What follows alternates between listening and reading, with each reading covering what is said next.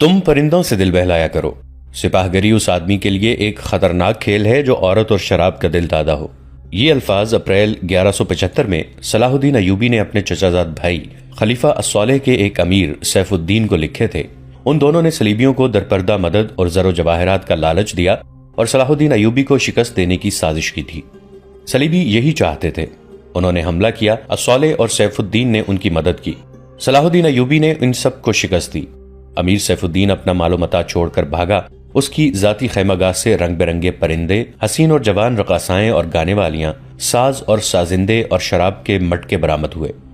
صلاح الدین ایوبی نے پرندوں کو، ناچنے گانے والیوں اور ان کے سازندوں کو رہا کر دیا اور امیر سیف الدین کو اس مضمون کا خط لکھا: تم دونوں نے کفار کی پشت پناہی کر کے ان کے ہاتھوں میرا نام و نشان مٹانے کی ناپاک کوشش کی، مگر یہ نہ سوچا کہ تمہاری یہ سازش عالم اسلام کا بھی نام و نشان مٹا سکتی ہے۔ تم اگر مجھ سے حسد کرتے تھے تو مجھے قتل کرا دیا ہوتا۔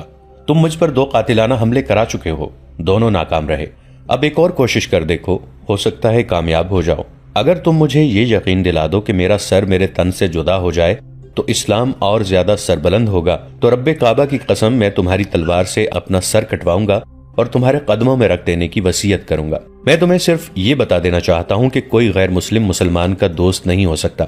تاریخ تمہارے سامنے ہے، اپنا ماضی دیکھو۔ شاہ فرینک اور ریمانڈ جیسے اسلام دشمن صلیبی تمہارے دوست صرف اس لیے بنے کہ تم نے انہیں مسلمانوں کے خلاف میدان میں اترنے کی شے اور مدد دی تھی۔ اگر وہ کامیاب ہو جاتے تو ان لوگوں کا اگلا شکار تم ہوتے، اور اس کے بعد ان کا یہ خواب بھی پورا ہو جاتا کہ اسلام صفحہ ہستی سے مٹ جائے۔ تم جنگجو قوم کے فرد ہو، فن سپاہ گری تمہارا قومی پیشہ ہے۔ ہر مسلمان اللہ کا سپاہی ہے، مگر ایمان بنیادی شرط ہے۔ تم پرندوں سے ہی دل بہلایا کرو۔ سپاہ گری اس آدمی کے لیے ایک خطرناک کھیل ہے جو عورت اور شراب کا دل دادا ہو۔ میں تم سے درخواست کرتا ہوں کہ میرے ساتھ تعاون کرو اور میرے ساتھ جہاد میں شریک ہو جاؤ۔ اگر یہ نہ کر سکو تو میری مخالفت سے باز آ جاؤ، میں تمہیں کوئی سزا نہیں دوں گا۔ اللہ تمہارے گناہ معاف کرے، آمین۔ صلاح الدین ایوبی۔ ایک یورپی مورخ لین پول لکھتا ہے کہ صلاح الدین ایوبی کے ہاتھ جو مال غنیمت لگا اس کا کوئی حساب نہیں تھا۔ جنگی قیدی بھی بے انداز تھے۔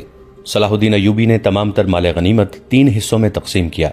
ایک حصہ جنگی قیدیوں میں تقسیم کر کے انہیں رہا کر دیا، دوسرا حصہ اپنی سپاہ اور غریبوں میں تقسیم کیا اور تیسرا حصہ مدرسہ نظام الملک کو دے دیا۔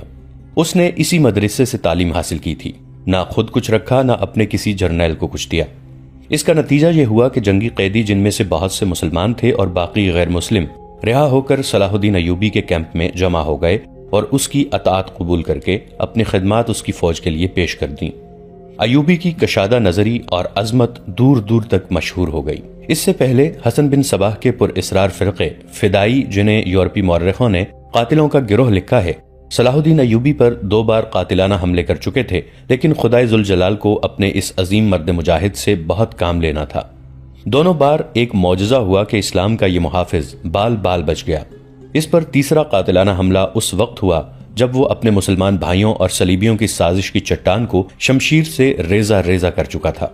امیر سیف الدین میدان سے بھاگ گیا، مگر وہ صلاح الدین ایوبی کے خلاف حسد اور کینے سے باز نہ آیا۔ اس نے حسن بن صباح کے قاتل فرقے کی مدد حاصل کر لی۔ یہ فرقہ ایک مدت سے اسلام کی آستین میں سانپ کی طرح پل رہا تھا۔ اس کا تفصیلی تعارف بہت ہی طویل ہے۔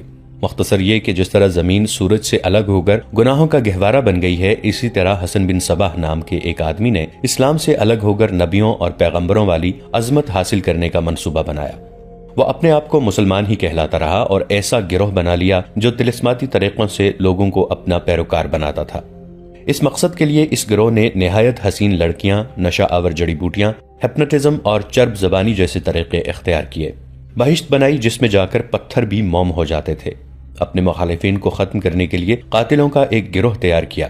قتل کے طریقے خفیہ اور پر اسرار ہوتے تھے۔ اس فرقے کے افراد اس قدر چالاک، ذہین اور نڈر تھے کہ بھیس اور زبان بدل کر بڑے بڑے جرنیلوں کے باڈی گارڈ تک بن جاتے تھے، اور جب کوئی پر اسرار طریقے سے قتل ہو جاتا تھا تو قاتلوں کا سراغ ہی نہیں ملتا تھا۔ کچھ عرصے کے بعد یہ فرقہ قاتلوں کا گروہ کے نام سے مشہور ہو گیا۔ یہ لوگ سیاسی قتل کے ماہر تھے، زہر بھی استعمال کرتے تھے جو حسین لڑکیوں کے ہاتھوں شراب میں دیا جاتا تھا۔ بہت مدت تک یہ فرقہ اسی مقصد کے لیے استعمال ہوتا رہا۔ اس کے پیروکار فدائی کہلاتے تھے۔ صلاح الدین ایوبی کو نہ حسین لڑکیوں سے دھوکہ دیا جا سکتا تھا، نہ شراب سے۔ وہ ان دونوں سے نفرت کرتا تھا۔ اسے قتل کرنے کا یہی ایک طریقہ تھا کہ اس پر قاتلانہ حملہ کیا جائے۔ اس کے محافظوں کی موجودگی میں اس پر حملہ نہیں کیا جا سکتا تھا۔ 2 حملے ناکام ہو چکے تھے۔ اب جبکہ صلاح الدین ایوبی کو یہ توقع تھی کہ اس کا چچا زاد بھائی الصالح اور امیر سیف الدین شکست کھا کر توبہ کر چکے ہوں گے، انہوں نے انتقام کی ایک اور زیر زمین کوشش کی۔ صلاح الدین ایوبی نے اس فتح کا جشن منانے کی بجائے حملے جاری رکھے اور 3 قصبوں کو قبضے میں لے لیا۔ ان میں غازہ کا مشہور قصبہ بھی تھا۔ اسی قصبے کے گرد نواح میں ایک روز صلاح الدین ایوبی اسیر جار الاسدی کے خیمے میں دوپہر کے وقت غنودگی کے عالم میں سستا رہا تھا۔ اس نے اپنی وہ پگڑی نہیں اتاری تھی جو میدان جنگ میں اس کے سر کو صحرا کے سورج اور دشمن کی تلوار سے محفوظ رکھتی تھی۔ خیمے کے باہر صلاح الدین ایوبی کے محافظوں کا دستہ موجود اور چوکس تھا۔ باڈی گارڈز کے اس دستے کا کمانڈر ذرا سی دیر کے لیے وہاں سے چلا گیا۔ ایک محافظ نے صلاح الدین ایوبی کے خیمے کے گرے ہوئے پردوں میں سے جھانکا۔ اسلام کی عظمت کے پاسبان کی آنکھیں بند تھیں۔ وہ پیٹھ کے بل لیٹے ہوئے تھے۔ اس محافظ نے باڈی گارڈز کی طرف دیکھا۔ ان میں سے 3-4 باڈی گارڈز نے اس کی طرف دیکھا۔ محافظ نے اشارے کے طور پر اپنی آنکھیں بند کر کے کھولی۔ 3-4 محافظ اٹھے اور دوسروں کو باتوں میں لگایا۔ محافظ خیمے میں چلا گیا، کمر بند سے خنجر نکالا، دبے پاؤں چلا اور پھر چیتے کی طرح سوئے ہوئے صلاح الدین ایوبی پر جست لگائی۔ خنجر والا ہاتھ اوپر اٹھا۔ عین اس وقت صلاح الدین ایوبی نے کروٹ بدل لی۔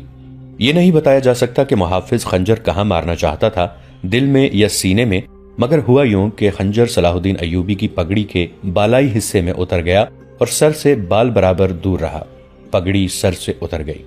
صلاح الدین ایوبی بجلی کی تیزی سے اٹھے۔ انہیں یہ سمجھنے میں دیر نہ لگی کہ یہ سب کیا ہے۔ ان پر اس سے پہلے ایسے 2 حملے ہو چکے تھے۔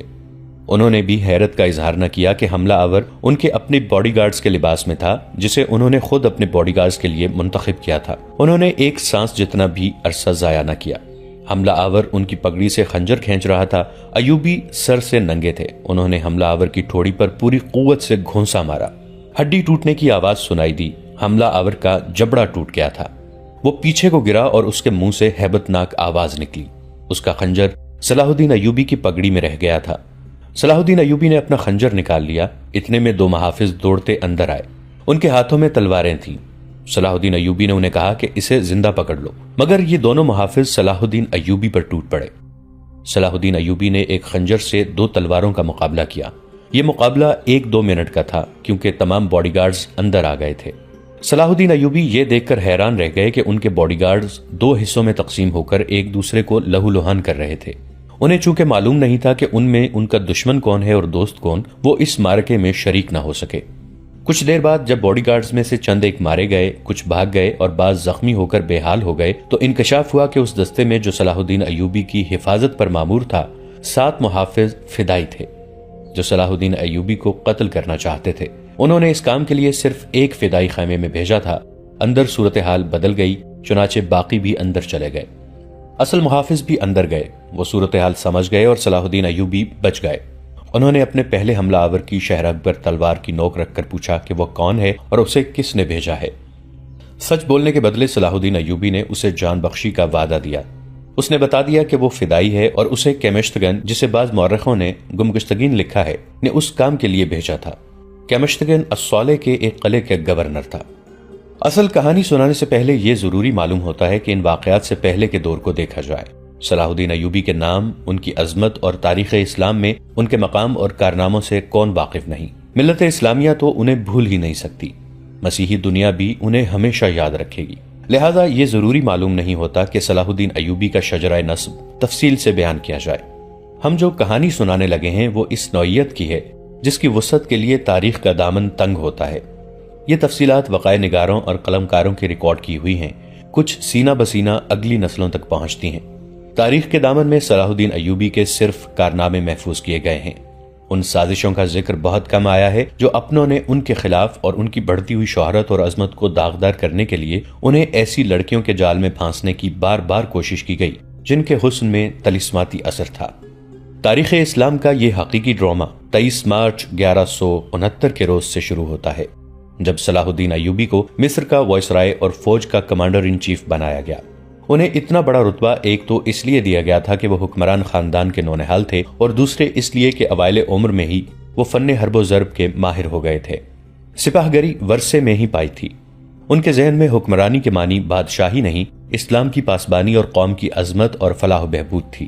ان کا جب شعور بیدار ہوا تو پہلی خلش یہ محسوس کی کہ مسلمان حکمرانوں میں نہ صرف یہ کہ اتحاد نہیں بلکہ وہ ایک دوسرے کی مدد سے بھی گریز کرتے تھے۔ وہ عیاش ہو گئے تھے۔ شراب اور عورت نے جہاں ان کی زندگی رنگین بنا رکھی تھی، وہیں عالم اسلام اور خدا کے اس عظیم مذہب کا مستقبل تاریک ہو گیا تھا۔ ان امیروں، ان کے وزیروں اور مشیروں کے حرم غیر مسلم لڑکیوں سے بھرے ہوئے ہوتے تھے۔ زیادہ تر لڑکیاں یہودی اور عیسائی تھیں جنہیں خاص تربیت دے کر ان حرموں میں داخل کیا گیا تھا۔ غیر معمولی حسن اور اداکاری میں کمال رکھنے والی یہ لڑکیاں مسلمان حکمرانوں اور سربراہوں کے کردار اور قومی جذبے کو دیمک کی طرح کھا رہی تھیں۔ اس کا نتیجہ یہ تھا کہ صلیبی، جن میں فرینک، فرنگی خاص طور پر قابل ذکر ہیں، مسلمانوں کی سلطنتوں کے ٹکڑے ہڑپ کرتے چلے جا رہے تھے، اور بعض مسلم حکمران شاہ فرینک کو سالانہ ٹیکس یا جزیہ ادا کر رہے تھے، جس کی حیثیت غنڈہ ٹیکس کی سی تھی۔ صلیبی اپنی جنگی قوت کے رعب سے اور چھوٹے موٹے حملوں سے حکمرانوں کو ڈراتے رہتے، کچھ علاقے پر قبضہ کر لیتے، تاوان اور ٹیکس وصول کرتے تھے۔ ان کا مقصد یہ تھا کہ آہستہ آہستہ دنیا اسلام کو ہڑپ کر لیا جائے۔ مسلمان حکمران اپنی رعایا کا خون چوس کر ٹیکس دیتے رہتے تھے۔ ان کا مقصد یہ تھا کہ انہیں عیش و عشرت میں پریشان نہ کیا جائے۔ فرقہ پرستی کے بیج بھی بو دیے گئے تھے۔ ان میں سب سے زیادہ خطرناک فرقہ حسن بن صباح کا تھا، جو صلاح الدین ایوبی کی جوانی سے ایک صدی پہلے معرض وجود میں آیا تھا۔ یہ مفاد پرستوں کا فرقہ تھا، بے حد خطرناک اور پر اسرار۔ یہ لوگ اپنے آپ کو فدائی کہلاتے تھے، جو بعد میں حشیشین کے نام سے مشہور ہوئے، کیونکہ وہ حشیش نام کی ایک نشہ آور شے سے دوسروں کو اپنے جال میں پھانستے تھے۔ صلاح الدین ایوبی نے مدرسہ نظام الملک میں تعلیم حاصل کی۔ یاد رہے کہ نظام الملک دنیا اسلام کی ایک سلطنت کے وزیر تھے۔ یہ مدرسہ انہوں نے قائم کیا تھا جس میں اسلامی تعلیم دی جاتی اور بچوں کو اسلامی نظریات اور تاریخ سے بہرور کیا جاتا تھا۔ ایک مورخ ابن الاطہر کے مطابق نظام الملک حسن بن صباح کے فدائیوں کا پہلا شکار ہوئے تھے، کیونکہ وہ رومیوں کی توسیع پسندی کی راہ میں چٹان بنے ہوئے تھے۔ رومیوں نے 1091 عیسوی میں انہیں فدائیوں کے ہاتھوں قتل کرا دیا۔ ان کا مدرسہ قائم رہا۔ صلاح الدین ایوبی نے وہیں تعلیم حاصل کی۔ اسی عمر میں انہوں نے سپاہ گری کی تعلیم اپنے بزرگوں سے لی۔ نور الدین زنگی رحمۃ اللہ علیہ نے انہیں جنگی چالیں سکھائیں، ملک کے انتظامات کے سبق دیے اور ڈپلومیسی میں مہارت دی۔ اس تعلیم و تربیت نے ان کے اندر وہ جذبہ پیدا کر دیا جس نے آگے چل کر انہیں صلیبیوں کے لیے بجلی بنا دیا۔ اوائل جوانی میں ہی انہوں نے وہ ذہانت اور اہلیت حاصل کر لی تھی جو ایک سالار اعظم کے لیے ضروری ہوتی ہے۔ صلاح الدین ایوبی نے فن حرب و ضرب میں جاسوسی یعنی انٹیلیجنس، کمانڈو اور گوریلا آپریشن کو خصوصی اہمیت دی۔ انہوں نے دیکھ لیا تھا کہ صلیبی جاسوسی کے میدان میں آگے نکل گئے ہیں اور وہ مسلمانوں کے نظریات پر نہایت کارگر حملے کر رہے ہیں۔ صلاح الدین ایوبی نظریات کے محاذ پر لڑنا چاہتے تھے جس میں تلوار استعمال نہیں ہوتی۔ اس کہانی میں آگے چل کر آپ دیکھیں گے کہ ان کی تلوار کا وار تو گہرا ہوتا ہی تھا، ان کی محبت کا وار اس سے کہیں زیادہ مار کرتا تھا۔ اس کے لیے تحمل اور بردباری کی ضرورت ہوتی ہے جو انہوں نے اوائل عمر میں ہی اپنے آپ میں پیدا کر لی تھی۔ انہیں جب مصر کا وائس رائے اور کمانڈر ان چیف بنا کر مصر بھیجا گیا تو ان سینئر افسروں نے ہنگامہ برپا کر دیا جو اس عہدے کی آس لگائے بیٹھے تھے۔ ان کی نگاہ میں صلاح الدین ایوبی ابھی طفل مکتب تھا، مگر اس طفل مکتب نے جب ان کا سامنا کیا، اس کی باتیں سنی تو ان کا احتجاج سرد پڑ گیا۔ مورخ لین پول کے مطابق صلاح الدین ایوبی ڈسپلن کے بڑے ہی سخت ثابت ہوئے۔ انہوں نے تفریح، عیاشی اور آرام کو اپنے اور اپنی افواج کے لیے حرام قرار دے دیا۔ انہوں نے اپنی دماغی اور جسمانی قوتوں کو صرف اس مقصد پر مرکوز کر دیا کہ سلطنت اسلامیہ کو مستحکم کرنا ہے اور صلیبیوں کو اس سرزمین سے نکالنا ہے۔ فلسطین پر وہ ہر قیمت پر قبضہ کرنا چاہتے تھے۔ انہوں نے یہی مقاصد اپنی فوج کو دیے۔ مصر کا وائس رائے بن کر انہوں نے کہا، خدا نے مجھے مصر کی سرزمین دی ہے، اس کی ذات باری مجھے فلسطین بھی ضرور عطا کرے گی۔ مگر مصر پہنچ کر ان پر انکشاف ہوا کہ ان کا مقابلہ صرف صلیبیوں سے نہیں بلکہ اپنے مسلمان بھائیوں نے ان کی راہ میں بڑے بڑے حسین جال بچھا رکھے ہیں جو صلیبیوں کے عزائم اور جنگی قوت سے زیادہ خطرناک ہیں۔ مصر میں صلاح الدین ایوبی کا استقبال جن زعماء نے کیا ان میں ناجی نام کا ایک سالار خصوصی اہمیت کا حامل تھا۔ صلاح الدین ایوبی نے سب کو سر سے پاؤں تک دیکھا۔ سب کے ہونٹوں پر مسکراہٹ اور زبان پر پیار اور محبت کی چاشنی تھی۔ بعض پرانے افسروں نے انہیں ایسی نگاہوں سے دیکھا جن میں طنز تھی اور تمسخر بھی تھا۔ وہ صلاح الدین ایوبی کے صرف نام سے واقف تھے یا ان کے متعلق یہ جانتے تھے کہ وہ حکمران خاندان کا فرد اور اپنے چچا کا جانشین ہے۔ وہ یہ بھی جانتے تھے کہ نور الدین زنگی رحمۃ اللہ علیہ کے ساتھ ان کا کیا رشتہ ہے۔ ان کی نگاہوں میں صلاح الدین ایوبی رحمۃ اللہ علیہ کی اہمیت بس ان کے خاندان کی بدولت تھی، یا اس وجہ سے انہوں نے صلاح الدین کو اہمیت دی کہ وہ مصر کا فوجی وائسرائے بن کر آیا تھا۔ اس کے سوا انہوں نے صلاح الدین ایوبی رحمۃ اللہ علیہ کو کوئی وقت نہ دی۔ ایک بوڑھے افسر نے اپنے ساتھ کھڑے افسر کے کان میں کہا، بچہ ہے، ہم اسے پال لیں گے۔ مورخ اور اس وقت کے وقائع نگار یہ نہیں بتا سکتے کہ صلاح الدین ایوبی نے ان لوگوں کی نظریں بھانپ لی تھیں یا نہیں، وہ استقبال کرنے والے اس ہجوم میں بچہ لگ رہا تھا۔